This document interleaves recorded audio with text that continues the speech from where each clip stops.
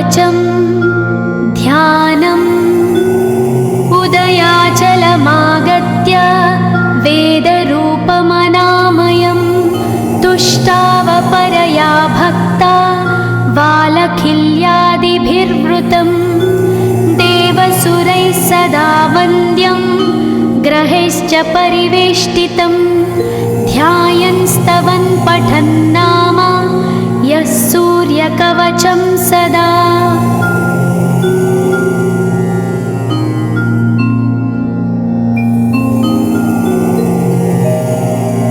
कवचं गृणिः पातु शिरोदेशं सूर्यः पालं च पातु मे आदित्यो लोचने पातु श्रुतिपातः प्रभाकरः घ्राणं पातु सदा भानो अर्कपातु तथा।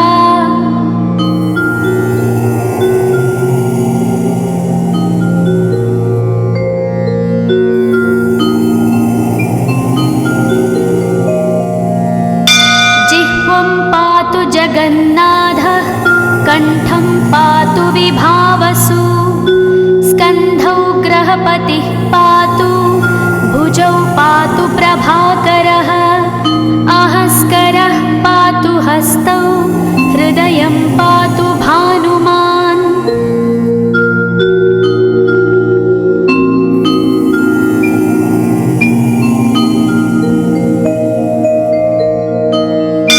मध्यं च पातु सप्ताश्वो नाभिं पातु नभोमणिः द्वादशात्मा कटिं पातु सविता पातु सक्तिनी ऊरू पातु सुरश्रेष्ठो जानुनी पातु भास्करः जङ्घे पातु च मार्ताण्डो गुल्फौ पातु त्विषाम्पतिः।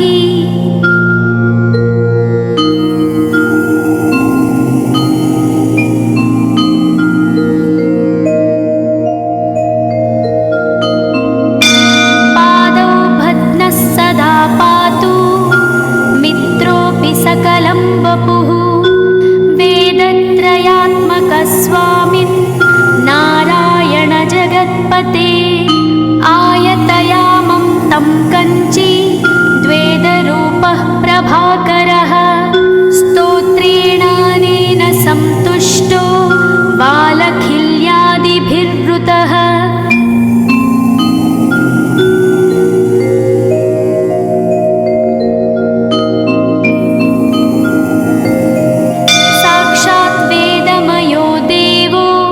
रथारूढः समागतः तं दृष्ट्या सहस्तोत्थाय दण्डवत् प्रणमन् भुवि कृताञ्जलिपुटो भूत्वा सूर्यस्याग्रे स्तुवत्तदा वेदमूर्तिः महाभागो ज्ञानदृष्टिर्विचार्य च ब्रह्मणा स्थापितं पूर्वं यथा यमाविवर्जितम्।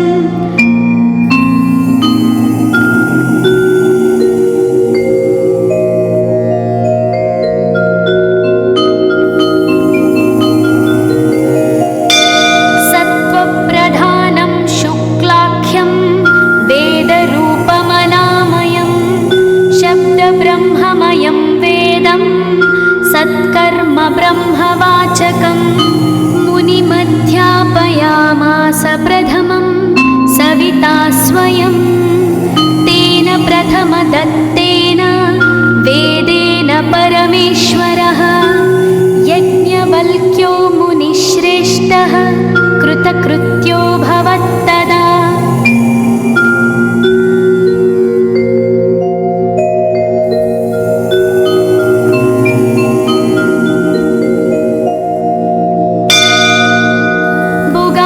सकलान् वेदान् ज्ञातवान् सूर्यसन्निधौ इदं स्तोत्रं महापुण्यं पवित्रं पापनाशनं यः पठेच्छृणुयाद्वापि सर्वपापैः प्रमुच्यते वेदार्थज्ञानसम्पन्नः सूर्यलोकमवाप्नुयात्।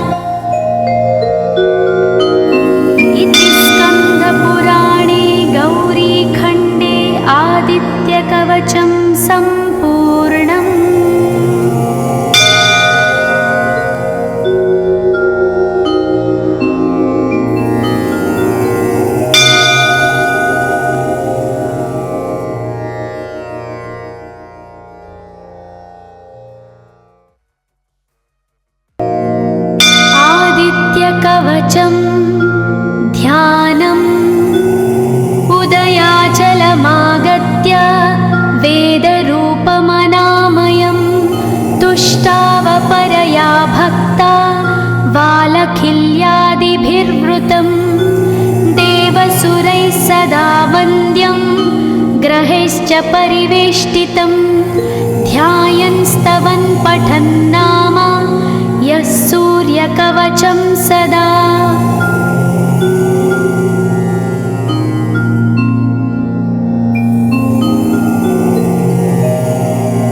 कवचं गृणिः पातु शिरोदेशं सूर्यः पालं च पातु मे आदित्यो लोचने पातु श्रुतिपातः प्रभाकरः घ्राणं पातु सदा भानो अर्कपातु तथा।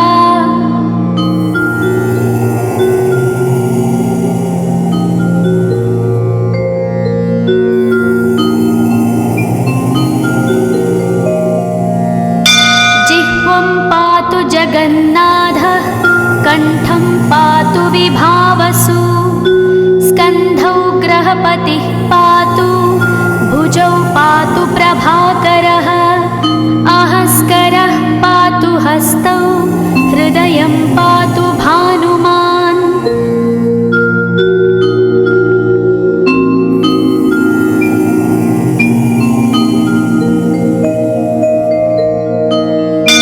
मध्यं च पातु सप्ताश्वो नाभिं पातु नभोमणिः द्वादशात्मा कटिं पातु सविता पातु सक्तिनी ऊरू पातु सुरश्रेष्ठो जानुनी पातु भास्करः जङ्घे पातु च मार्ताण्डो गुल्फौ पातु त्विषाम्पतिः।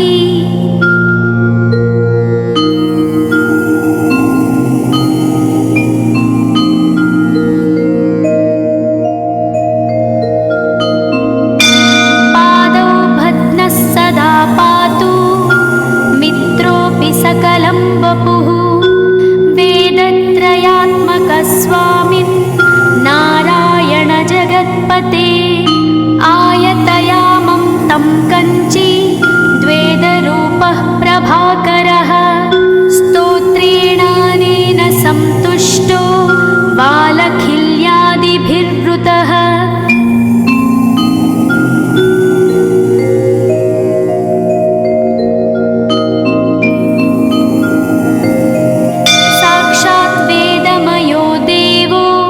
रथारूढः समागतः तं दृष्ट्या सहस्तोत्थाय दण्डवत् प्रणमन् भुवि कृताञ्जलिपुटो भूत्वा सूर्यस्याग्रे स्तुवत्तदा वेदमूर्तिः महाभागो ज्ञानदृष्टिर्विचार्य च ब्रह्मणा स्थापितं पूर्वं यथा यमाविवर्जितम्।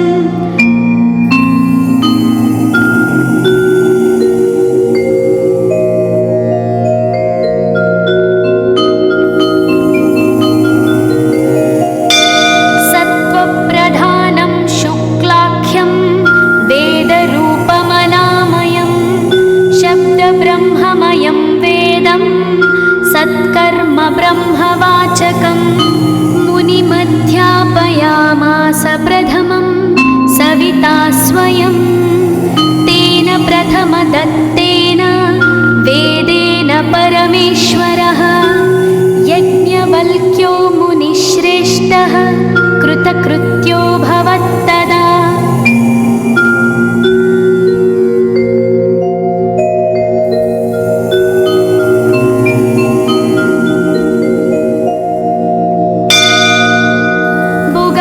सकलान् वेदान् ज्ञातवान् सूर्यसन्निधौ इदं स्तोत्रं महापुण्यं पवित्रं पापनाशनं यः पठेत् शृणुयात्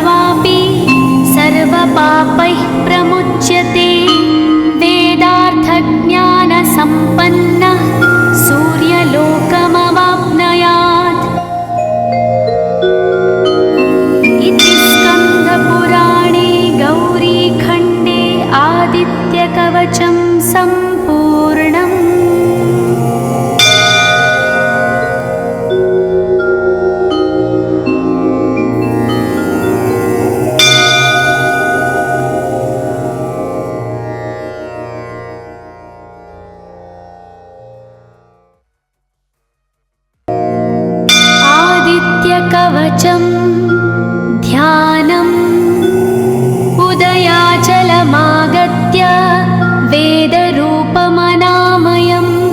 तुष्टावपरया भक्ता वालखिल्यादिभिर्वृतं देवसुरैः सदा वन्द्यं ग्रहैश्च परिवेष्टितं ध्यायन् स्तवन् पठन् नाम यः सूर्यकवचं सदा।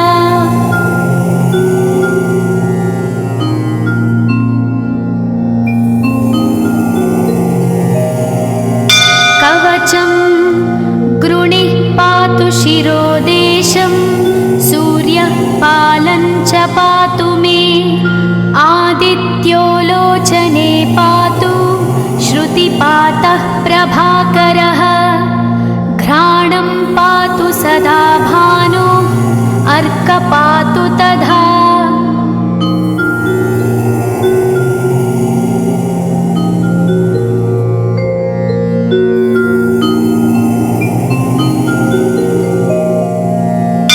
जिह्वं पातु जगन्नाथः कण्ठं पातु विभावसु स्कन्धौ ग्रहपतिः पातु भुजौ पातु प्रभाकरः अहस्करः पातु हस्तौ हृदयं पातु भानुमान्।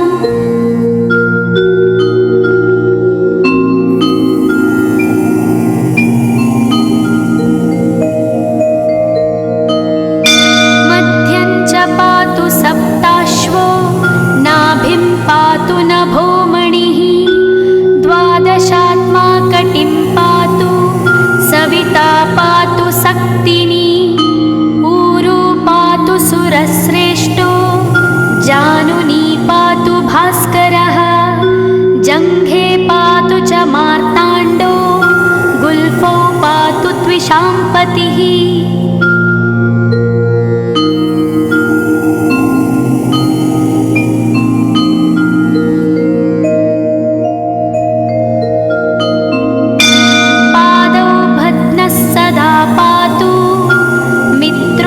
सकलं वपुः वेदत्रयात्मकस्वामिन् नारायण जगत्पते आयतयामं तं कञ्ची द्वेदरूपः प्रभाकरः स्तोत्रेणानेन सन्तुष्टो वालखिल्यादिभिर्वृतः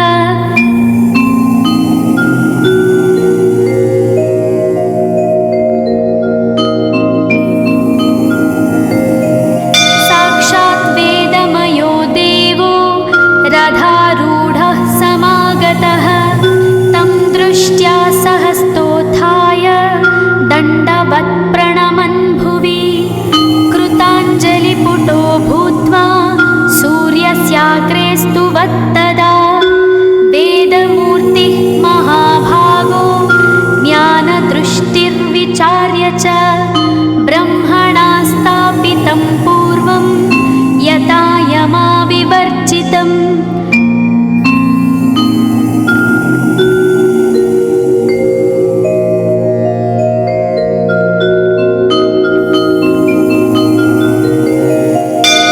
सत्त्वप्रधानं शुक्लाख्यं वेदरूपमनामयं शब्दब्रह्ममयं वेदं सत्कर्म ब्रह्मवाचकं मुनिमध्यापयामास प्रथमं सविता स्वयं तेन प्रथमदत्तेन वेदेन परमेश्वरः यज्ञवल्क्यो मुनिश्रेष्ठः कृतकृत्यो भवत्तदा।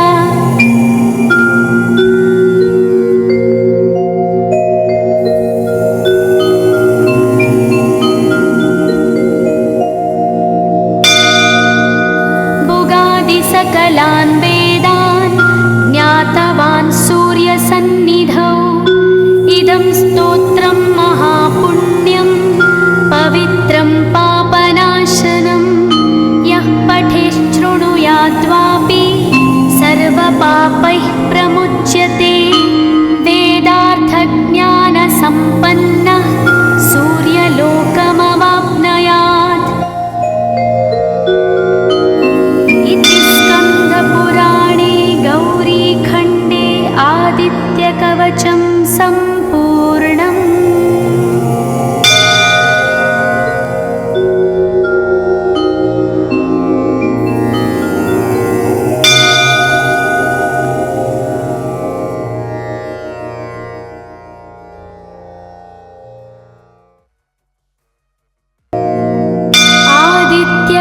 कवचं ध्यानम् उदयाचलमागत्य वेदरूपमनामयं तुष्टावपरया भक्ता वालखिल्यादिभिर्वृतं देवसुरैः सदा वन्द्यं ग्रहैश्च परिवेष्टितं ध्यायन् स्तवन् पठन् नाम यः सूर्यकवचं सदा।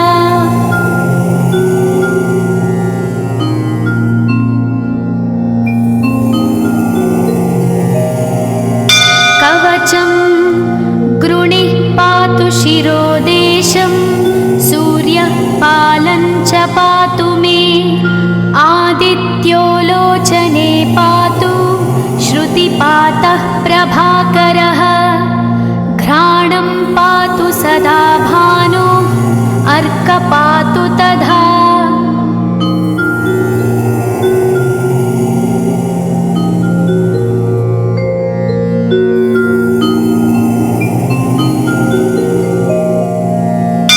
जिह्वं पातु जगन्नाथः कण्ठं पातु विभावसु स्कन्धौ ग्रहपतिः पातु भुजौ पातु प्रभाकरः अहस्करः पातु हस्तौ हृदयं पातु भानुमान्।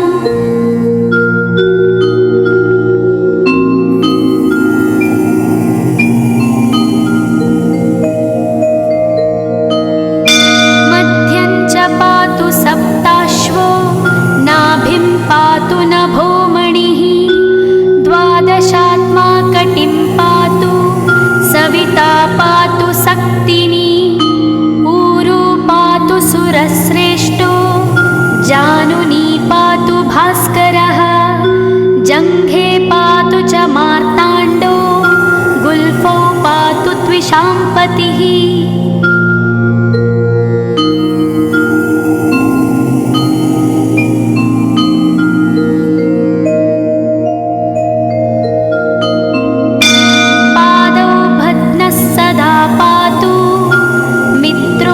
सकलं वपुः वेदत्रयात्मकस्वामिन् नारायण जगत्पते आयतयामं तं कञ्ची द्वेदरूपः प्रभाकरः स्तोत्रेणानेन सन्तुष्टो वालखिल्यादिभिर्वृतः।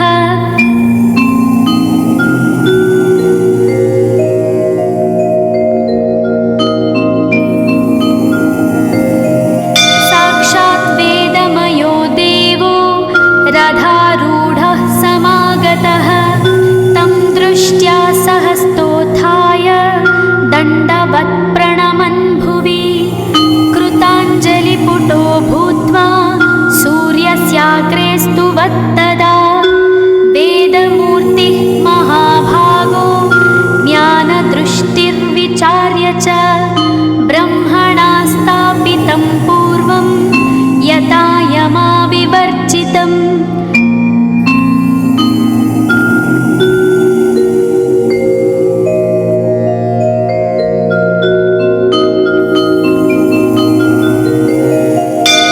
सत्त्वप्रधानं शुक्लाख्यं वेदरूपमनामयं शब्दब्रह्ममयं वेदं सत्कर्म ब्रह्मवाचकम् मुनिमध्यापयामास प्रथमं सविता स्वयं तेन प्रथमदत्तेन वेदेन परमेश्वरः यज्ञवल्क्यो मुनिश्रेष्ठः कृतकृत्यो भवत्तदा।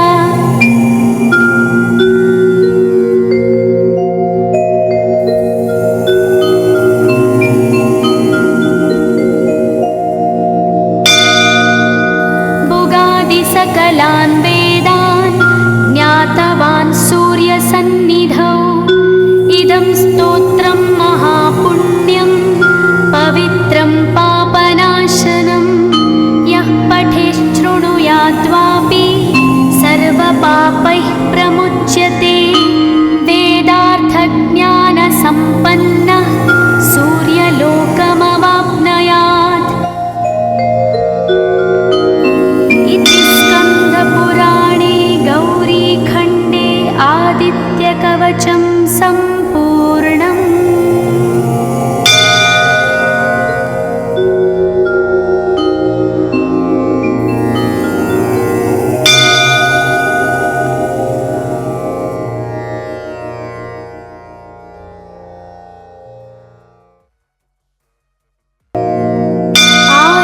सूर्यकवचं ध्यानम् उदयाचलमागत्य वेदरूपमनामयं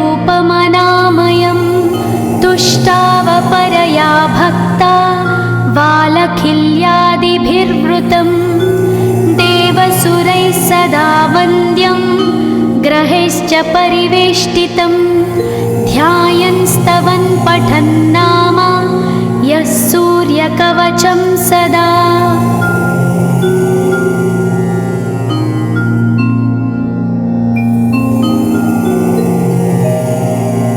कवचं गृणिः पातु शिरोदेशं सूर्यः पालं च पातु मे आदित्यो लोचने पातु श्रुतिपातः प्रभाकरः घ्राणं पातु सदा भानु अर्क पातु तथा।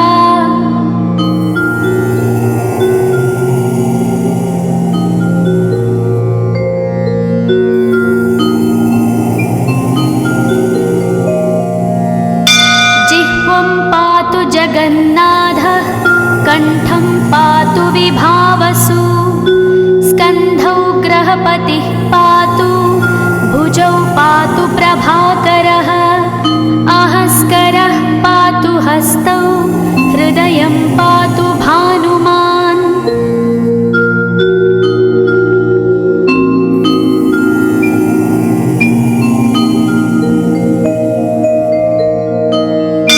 मध्यं च पातु सप्ताश्वो नाभिं पातु नभोमणिः द्वादशात्मा कटिं पातु सविता पातु सक्तिनी ऊरू पातु सुरश्रेष्ठो जानुनी पातु भास्करः जङ्घे पातु च मार्ताण्डो गुल्फौ पातु त्विषाम्पतिः।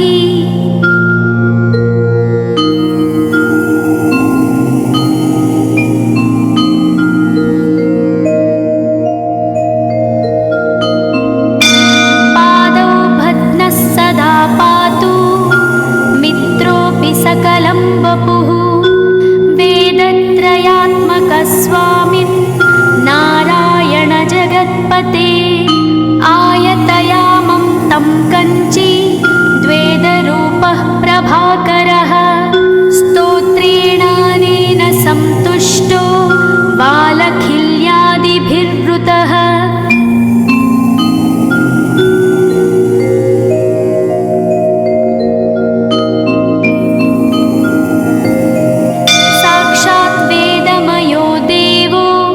रथारूढः समागतः तं दृष्ट्या सहस्तोत्थाय दण्डवत् प्रणमन् भुवि कृताञ्जलिपुटो भूत्वा सूर्यस्याग्रे स्तुवत्तदा वेदमूर्तिः महाभागो ज्ञानदृष्टिर्विचार्य च ब्रह्मणा स्थापितं पूर्वं यथा यमाविवर्जितम्।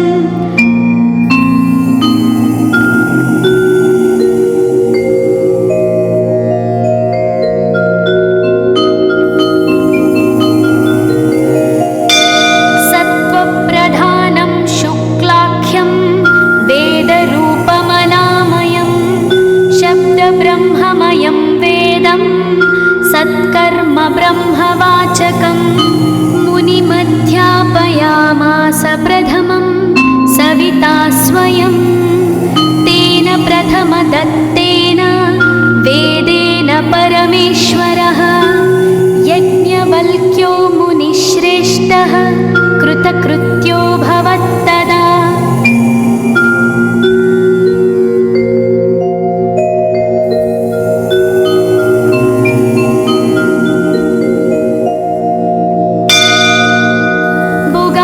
सकलान् वेदान् ज्ञातवान् सूर्यसन्निधौ इदं स्तोत्रं महापुण्यं पवित्रं पापनाशनं यः पठेत् शृणुयात्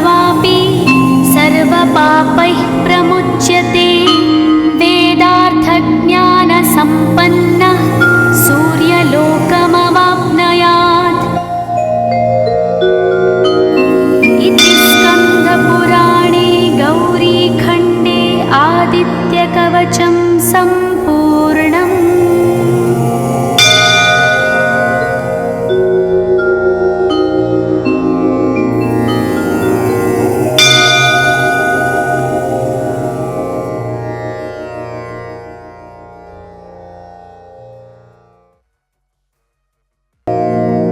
आदित्यकवचं ध्यानम्। उदयाचलमागत्य वेदरूपमनामयं तुष्टावपरया भक्ता वालखिल्यादिभिर्वृतं। देवसुरैः सदा वन्द्यं ग्रहैश्च परिवेष्टितं। ध्यायन् स्तवन् पठन् नाम यः सूर्यकवचं सदा।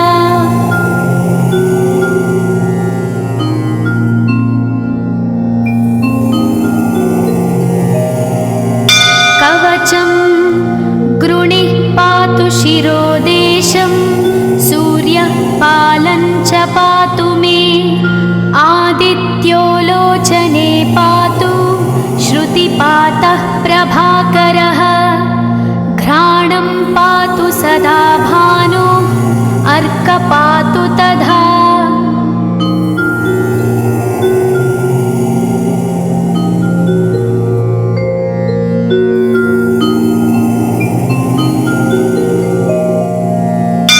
जिह्वं पातु जगन्नाथः कण्ठं पातु विभावसु।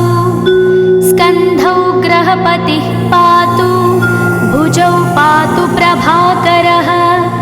अहस्करः पातु हस्तौ हृदयं पातु भानुमान्।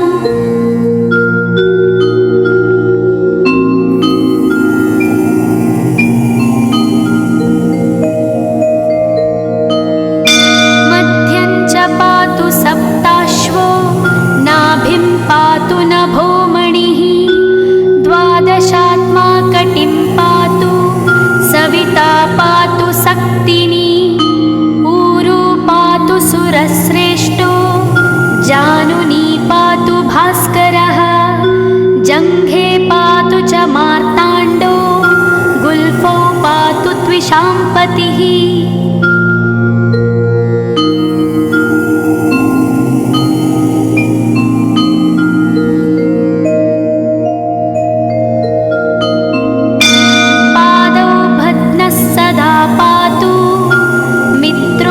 सकलं वपुः वेदत्रयात्मकस्वामिन् नारायण जगत्पते।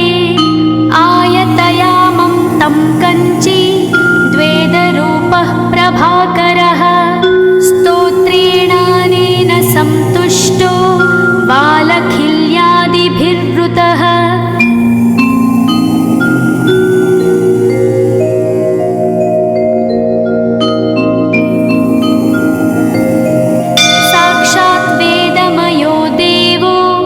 रथारूढः समागतः तं दृष्ट्या सहस्तोत्थाय दण्डवत् प्रणमन् भुवि। कृताञ्जलिपुटो भूत्वा सूर्यस्याग्रे स्तुवत्तदा। वेदमूर्तिः महाभागो ज्ञानदृष्टिर्विचार्य च ब्रह्मणा स्थापितं पूर्वं यथा यमाविवर्जितम्।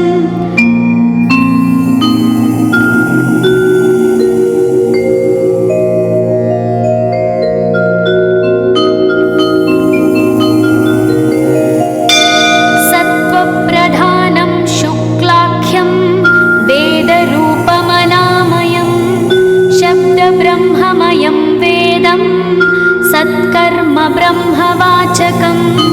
मुनिमध्यापयामास प्रथमं सविता स्वयं। तेन प्रथमदत्तेन वेदेन परमेश्वरः। यज्ञवल्क्यो मुनिश्रेष्ठः कृतकृत्यो भवत्तदा।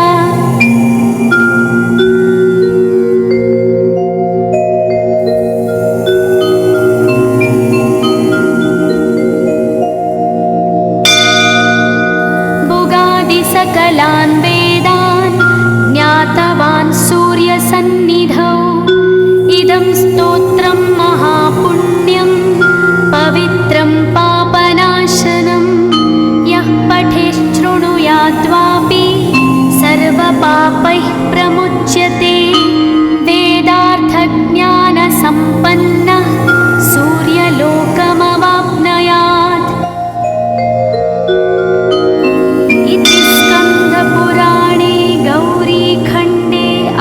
आदित्यकवचं सम्पूर्णम्।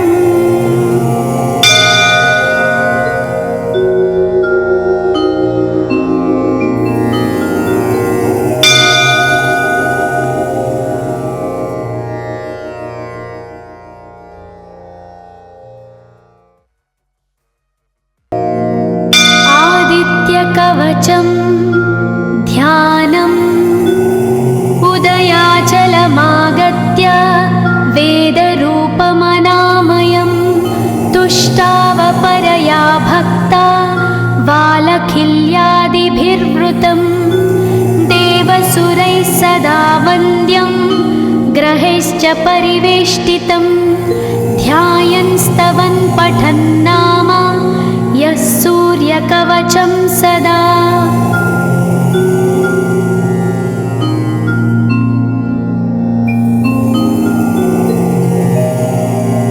कवचं गृणिः पातु शिरोदेशं सूर्यः पालं च पातु मे आदित्यो लोचने पातु श्रुतिपातः प्रभाकरः घ्राणं पातु सदा भानु अर्क पातु तथा।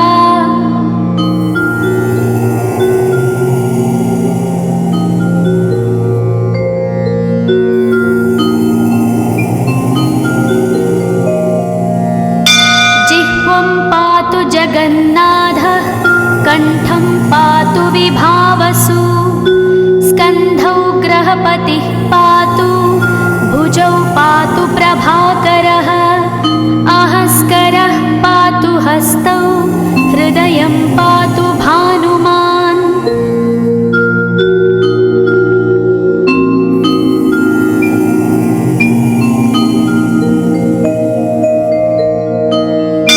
मध्यं च पातु सप्ताश्वो नाभिं पातु नभोमणिः द्वादशात्मा कटिं पातु सविता पातु सक्तिनी ऊरु पातु सुरश्रेष्ठो जानुनी पातु भास्करः जङ्घे पातु च मार्ताण्डो गुल्फौ पातु त्विषाम्पतिः।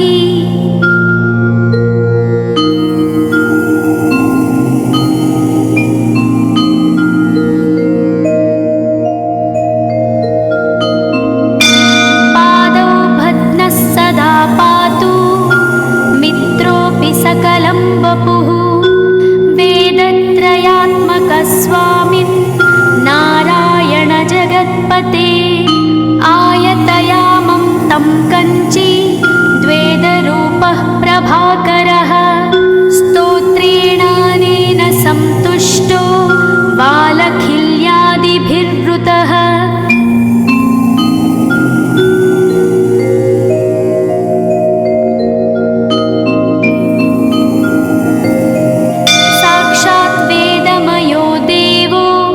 रथारूढः समागतः तं दृष्ट्या सहस्तोत्थाय दण्डवत् प्रणमन् भुवि कृताञ्जलिपुटो भूत्वा सूर्यस्याग्रे स्तुवत्तदा वेदमूर्तिः महाभागो ज्ञानदृष्टिर्विचार्य च ब्रह्मणा स्थापितं पूर्वं यथा यमाविवर्जितम्।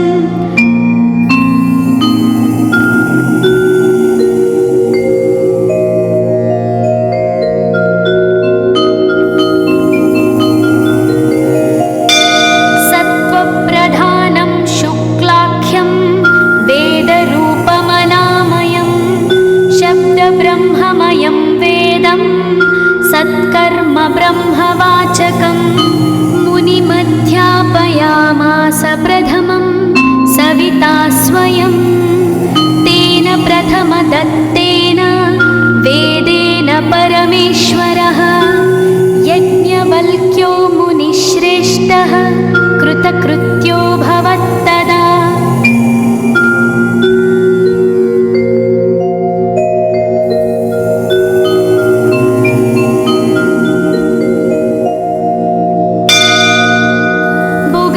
सकलान् वेदान् ज्ञातवान्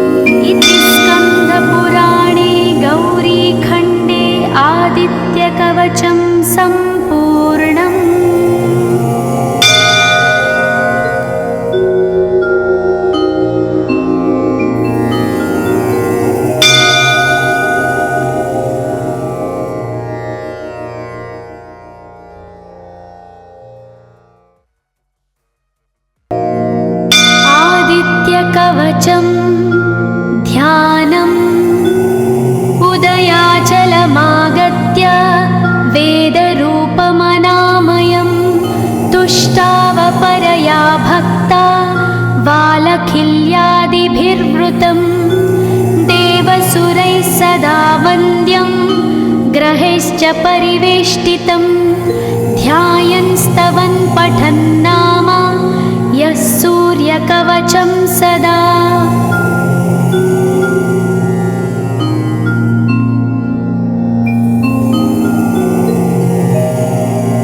कवचं गृणिः पातु शिरोदेशं सूर्यः पालं च पातु मे आदित्यो लोचने पातु श्रुतिपातः प्रभाकरः घ्राणं पातु सदा भानो अर्क पातु तथा।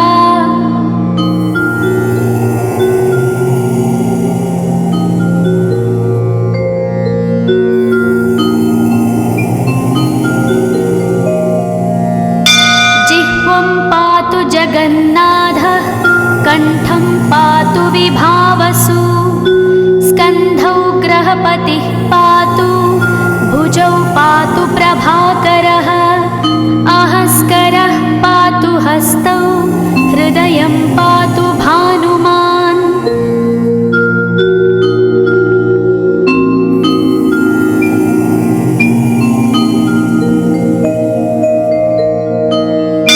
मध्यं च पातु सप्ताश्वो नाभिं पातु नभोमणिः द्वादशात्मा कटिं पातु सविता पातु सक्तिनी ऊरू पातु सुरश्रेष्ठो जानुनी पातु भास्करः जङ्घे पातु च मार्ताण्डो गुल्फौ पातु त्विषाम्पतिः।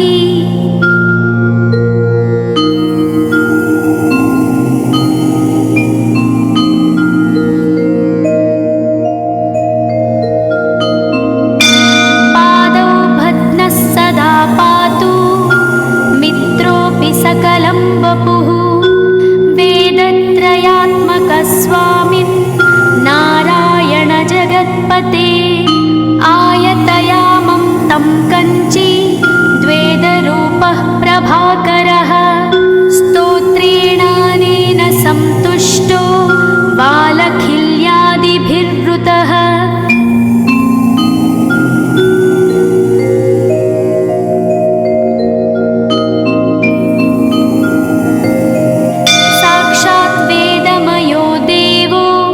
रथारूढः समागतः तं दृष्ट्या सहस्तोत्थाय दण्डवत् प्रणमन् भुवि कृताञ्जलिपुटो भूत्वा सूर्यस्याग्रे स्तुवत्तदा वेदमूर्तिः महाभागो ज्ञानदृष्टिर्विचार्य च ब्रह्मणा स्थापितं पूर्वं यथा यमाविवर्जितम्।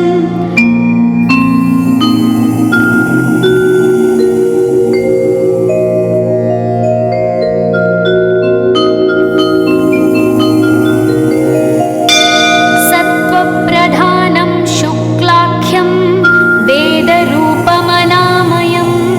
शब्दब्रह्ममयं वेदं सत्कर्म ब्रह्मवाचकं मुनिमध्यापयामास प्रथमं सविता स्वयं तेन प्रथमदत्तेन वेदेन परमेश्वरः यज्ञवल्क्यो मुनिश्रेष्ठः कृतकृत्यो भवत्तदा।